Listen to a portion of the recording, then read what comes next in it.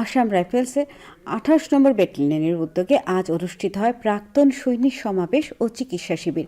ঊনকোটি জেলার ফটিকরায়ের রাধানগরে ব্যাটালিয়নের সদর কার্যালয় চত্বরে অনুষ্ঠিত এই কর্মসূচিতে ঊনকোটি, উত্তর ত্রিপুরা, ধলাই ও খোয়াই এই ৪ জেলার প্রাক্তন সৈনিক ও তাদের পরিবারের সদস্যরা এতে অংশ নেন।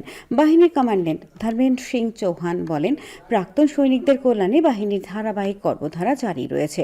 কর্মসূচিতে প্রাক্তন সৈনিক ও তাদের পরিবারের সদস্যদের আধার কার্ড, প্যান কার্ড আপডেট, বিশেষজ্ঞ চিকিৎসক দ্বারা স্বাস্থ্য পরীক্ষা এবং বিনামূল্যে ওষুধপত্র বিতরণ করা হয়।